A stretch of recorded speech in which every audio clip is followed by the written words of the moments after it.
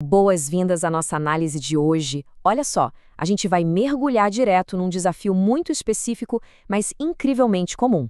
Como resgatar e editar aquelas gravações antigas de voz dos celulares clássicos? Sabe aqueles áudios de memória com qualidade de batata, que parecem simplesmente impossíveis de abrir ou limpar? Pois é, nós vamos desvendar esse mistério agora mesmo. E vamos começar com a frustração clássica. Por que o Audacity não abre arquivos AMR? Quem já tentou puxar aquele arquivo antigo de voz para o software de edição e logo de cara recebeu uma mensagem de erro na tela, sabe muito bem do que eu estou falando. É super frustrante, né?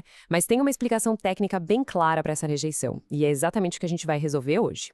Para solucionar isso de uma vez por todas, nosso roteiro é super direto. Primeiro, o problema do MRNB. Depois, a anatomia do codec. Em seguida, vamos para a prática com o passo 1, a chave FFmpeg, seguido pelo passo 2 de edição de voz, e a gente fecha com o passo 3, exportação segura.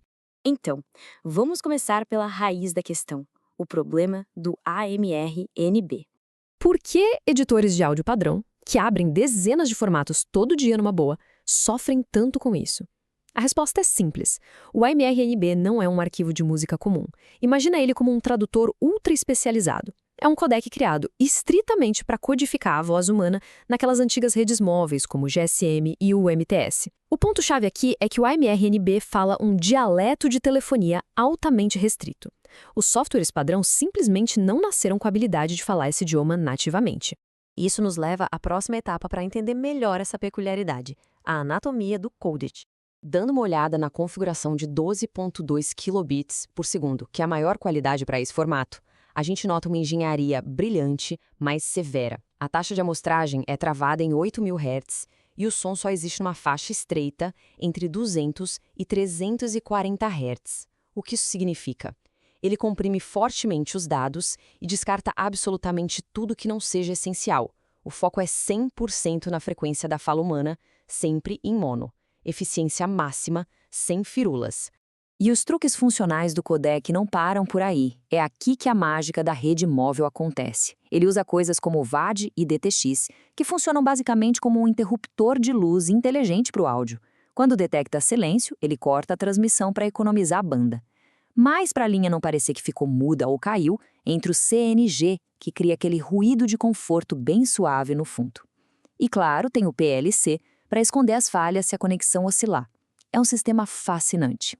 Entendido o obstáculo e a engenhosidade do formato, vamos ao passo 1, a chave FFmpeg. A gente precisa da ferramenta exata para construir uma ponte entre esse arquivo teimoso e o Audacity. O processo é moleza. Vai no menu Editar, clique em Preferências e depois em Bibliotecas. Aí você baixa e instala a FFmpeg Library e reinicia o programa. E por que isso? Essa biblioteca age literalmente como aquele dicionário crucial. É ela que ensina o software a traduzir e abrir o dialeto complexo do AMR.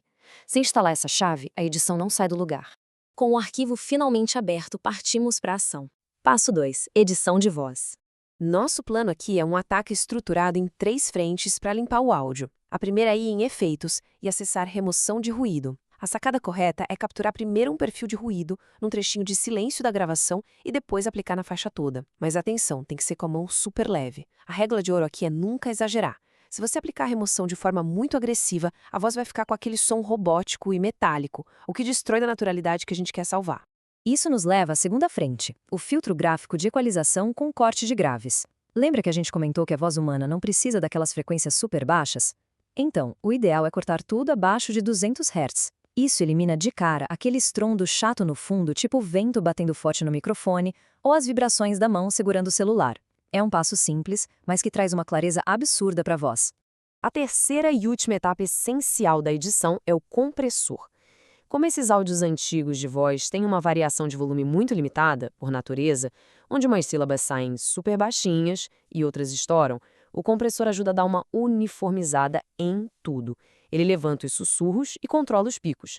Isso compensa a falta de alcance dinâmico, garantindo que tudo fique perfeitamente audível sem estragar a qualidade. Mas olha, um aviso crucial para esse processo todo. A taxa de projeto lá no cantinho do software tem que ficar obrigatoriamente cravada em 8.000 Hz. É uma tentação quase universal querer subir isso para os 44.1 kHz de estúdio, achando que vai fazer milagre e melhorar a gravação. Mas não se engane. Fazer esse upsampling artificial num arquivo de baixa resolução só vai entupir o som de distorções digitais terríveis. A fidelidade da gravação original só é preservada se você respeitar totalmente os limites dela. Como o som é equalizado, comprimido e livre de ruídos, chegamos ao passo 3, exportação segura. Afinal, limpar o áudio é só metade do trabalho. Garantir que o resultado final seja salvo corretamente é o que define o sucesso. E aqui a gente cai num dilema. O Audacity exporta perfeitamente para padrões como WAV ou MP3, o que é ótimo se você só quer ouvir no computador. Porém, se você precisa seguir à risca o padrão 3GPP e salvar de volta com a extensão .mr_nb nativa, ele não dá conta sozinho. Você vai precisar exportar em WAV primeiro e depois usar conversores externos confiáveis como o FFmpeg por linha de comando ou o Cloud Convert para recodificar direitinho de volta para o formato de telefonia. E pronto, fechamos o ciclo de importação, limpeza e exportação dessas verdadeiras relíquias de áudio. Mas a busca por aquele som cristalino não para por aqui, viu? Fica a reflexão. Você precisa de ajuda com alguma técnica mais avançada, tipo remover pontualmente aqueles cliques ou estalos irritantes? O mundo da restauração de áudio é gigante e cheio de ferramentas fascinantes.